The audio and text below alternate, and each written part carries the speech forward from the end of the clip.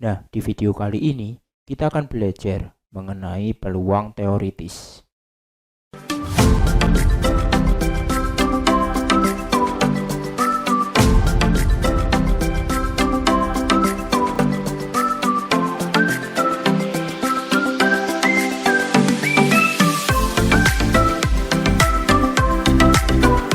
Jangan lupa like, subscribe, dan aktifkan loncengnya. Kita sudah tahu bahwa peluang dibedakan menjadi dua macam, yaitu peluang empiris dan peluang teoritis. Di video sebelumnya kita sudah membahas mengenai peluang empiris, dan di video kali ini kita akan membahas lengkap mengenai peluang teoritis dan apa hubungannya dengan ruang sampel yang sudah kita pelajari di video sebelumnya. Untuk selengkapnya kita simak pembahasannya berikut ini. Peluang teoritis. Tujuan di video pembelajaran kali ini adalah yang pertama, kita dapat memahami konsep peluang teoritis. Yang kedua, kita dapat menentukan nilai peluang teoritis dalam percobaan. Dan yang ketiga, kita dapat menyelesaikan masalah yang berkaitan dengan peluang teoritis. Pengertian peluang teoritis. Jadi peluang teoritis itu adalah perbandingan dari banyaknya hasil yang dimaksud dengan semua hasil yang mungkin terjadi dalam suatu percobaan. Jadi semua hasil yang mungkin terjadi ini kan sama dengan ruang sampel. Ruang sampel sudah kita pelajari di video sebelumnya. Nah, peluang teoritis juga dapat diartikan sebagai perbandingan antara banyaknya titik sampel yang diinginkan dengan banyaknya semua kejadian yang mungkin dapat terjadi atau anggota ruang sampelnya.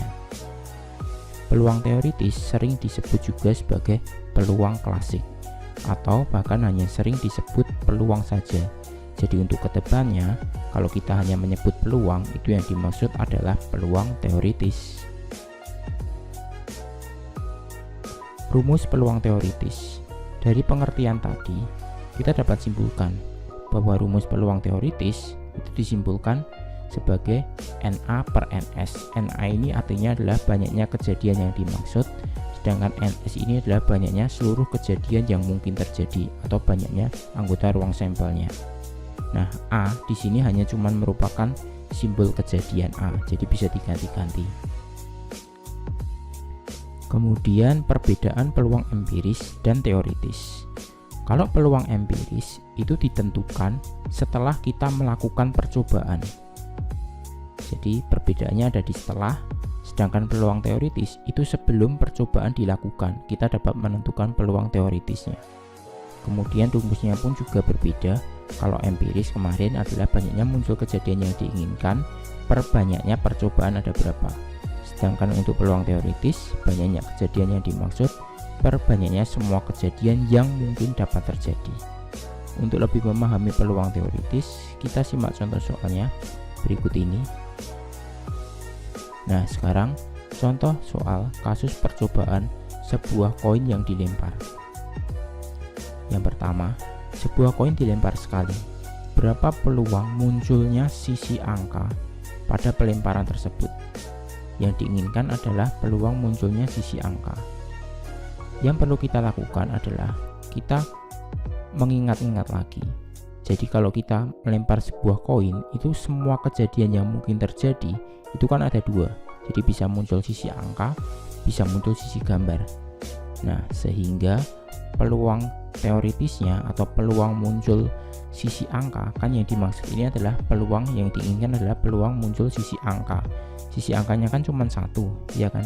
Ya udah, berarti peluang teoritisnya atau peluang muncul sisi angka NA per NS, jadi 1 ini kan karena angkanya cuma 1 per NS nya 2 itu dari angka dan gambar seperti itu, atau bisa diubah ke bentuk desimal, itu adalah 0,5. Jadi peluang munculnya sisi angka pada pelemparan sebuah koin itu adalah 1/2. Kemudian yang nomor 2, sebuah koin dilempar sekali, berapa peluang munculnya sisi gambar? Kalau yang nomor 2 ini dia ingin muncul sisi gambar, gambarnya kan cuma 1. Ya udah, berarti PG di sini artinya adalah peluang muncul sisi gambar ya. Jadi 1/2 atau diubah ke dalam desimal adalah 0,5. Jadi peluang muncul sisi gambar pada pelemparan sebuah koin itu adalah setengah. Simpel kan?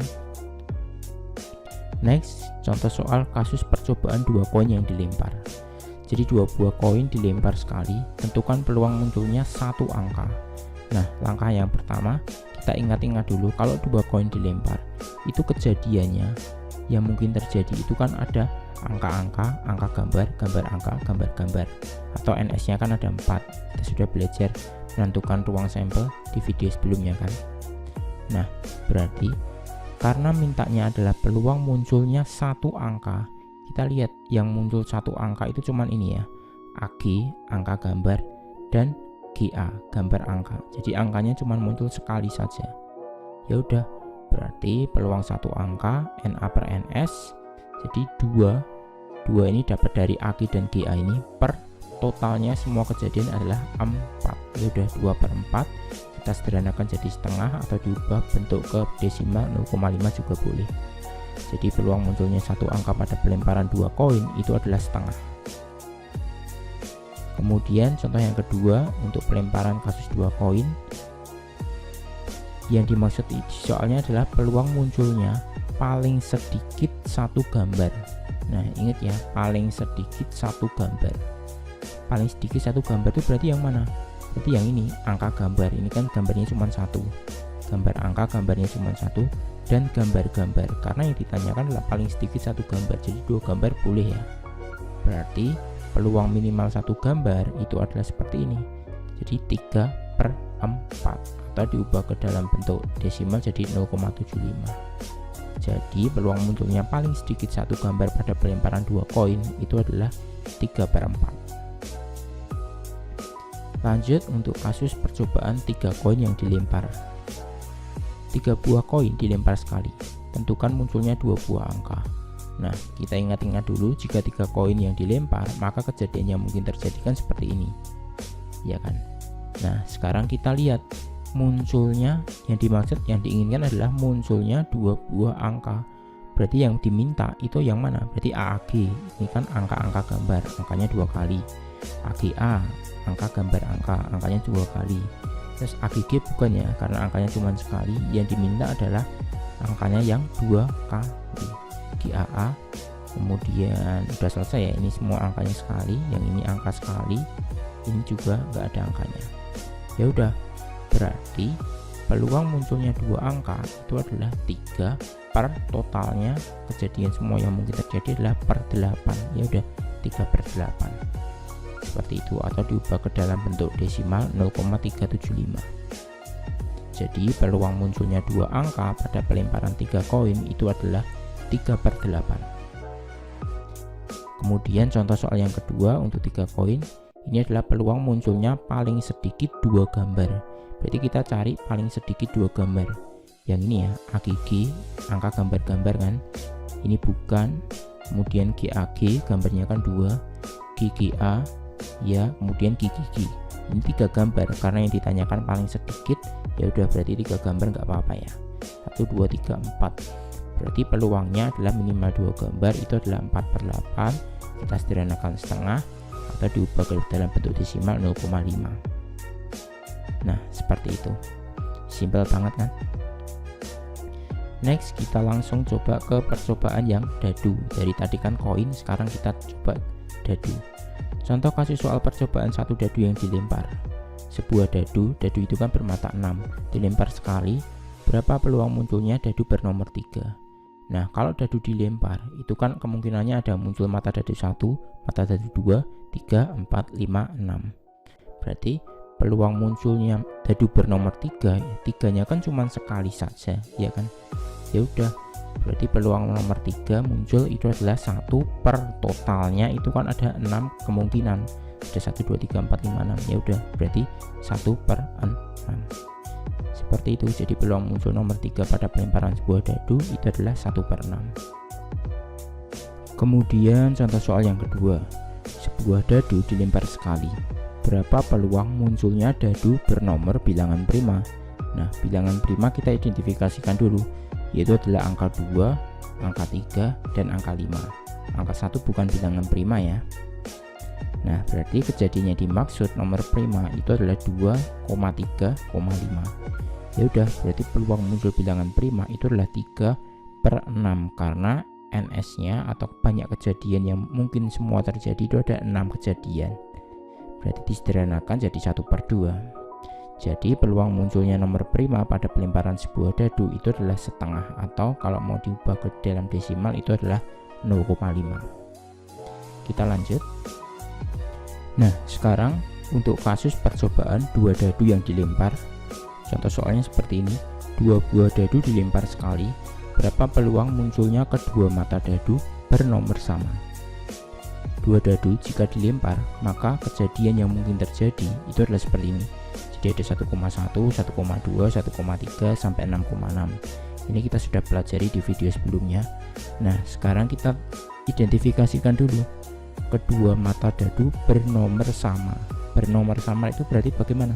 Berarti 1,1 itu kan nomornya sama antara dadu pertama dan dadu kedua. Kemudian 2,2, kemudian 3,3, kemudian 4,4, 5,5, dan 6,6. Jadi kejadian yang dimaksud itu meliputi 1,1 sampai 6,6 ini. Ini ada 6 buah ya. 1, 2, 3, 4, 5, 6. Ada 6 titik sampel. Jadi peluang untuk 2 dadu bernomor sama itu adalah 6 per totalnya NS-nya adalah 36. Jadi kalau disederhanakan itu jadi 1/6. Jadi peluang munculnya kedua mata dadu bernomor sama pada pelemparan 2 buah dadu itu adalah 1/6. Contoh soal yang kedua, berapa peluang munculnya mata dadu berjumlah 10? Ini masih pada kasus untuk 2 dadu yang dilempar ya. Nah, sekarang kita identifikasikan dulu muncul mata dadu berjumlah 10. Jadi kalau di jumlah itu mata dadunya berjumlah 10. Jadi itu kan kita bisa identifikasikan berarti 4,6 ya kan. Kemudian 5,5 kan 5 tambah 5 10, 4 tambah 6 10 juga, dan 6,4. Jadi setelah kita identifikasi, berarti kejadian yang dimaksud itu adalah 4,6, 5,5, dan 6,4. Sehingga peluang untuk berjumlah 10 itu adalah 3/36. Kan ini cuma ada 3, kemudian totalnya ada 36. Jika disederhanakan, bagi 3 atas bagi 3 bawah jadi 1/12. Jadi peluang munculnya mata dadu berjumlah 10 itu adalah 1/12. Kita lanjut. Nah, sekarang contoh soal kasus percobaan untuk sebuah koin dan sebuah dadu. Jadi ini kasus yang gabungan. Jadi koin dan dadu yang dilempar. Contohnya seperti ini, sebuah koin dan sebuah dadu dilempar bersama-sama. Berapa peluang munculnya gambar pada koin dan mata dadu ganjil? Nah, kita identifikasikan dulu ruang sampelnya. Kan kemarin kita sudah belajar A1, A2, A3, A4, A5, A6 sampai G6 ini. Berarti kejadian yang dimaksud apa? Peluang munculnya gambar pada koin dan mata dadu ganjil. Ingat ya, gambar pada koin dan mata dadu ganjil. Jadi gambarnya dulu kita berarti kan G1. Ganjil itu kan terdiri dari 1, 3, dan 5. Dan yang diminta adalah munculnya gambar. Jadi ya udah, berarti cuma 3 ini ya, G1, G3, dan G5. Jadi kejadian yang dimaksud itu adalah itu cuma 3.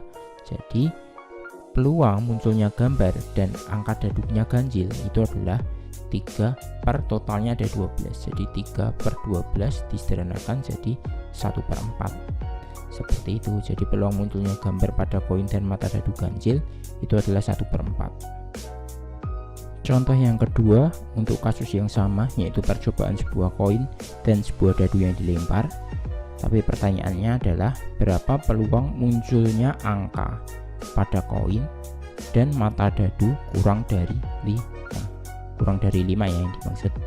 Nah, munculnya angka dan mata dadu kurang dari 5 itu kan berarti angka 1, angka 2, angka 3, dan angka 4. Jadi kejadian yang dimaksud itulah angka 1, angka 2, angka 3, angka 4. Karena mata dadunya kurang dari 5, berarti 5-nya nggak ikut ya. Nah, kemudian peluangnya seperti ini, NA per NS, kemudian jadi 4, per totalnya ada 12, sehingga diperoleh disederhanakan bagi 4, dan bagi 4 bagian penyebut dan pembilangnya, jadi diperoleh 1/3. Jadi peluang munculnya angka pada koin dan mata dadu kurang dari 5 itu adalah 1/3. Oke, terima kasih. Nah, jadi seperti itu pembahasan peluang teoritis di video kali ini. Untuk materi selanjutnya kita akan simak di video berikutnya. Oke, dadah.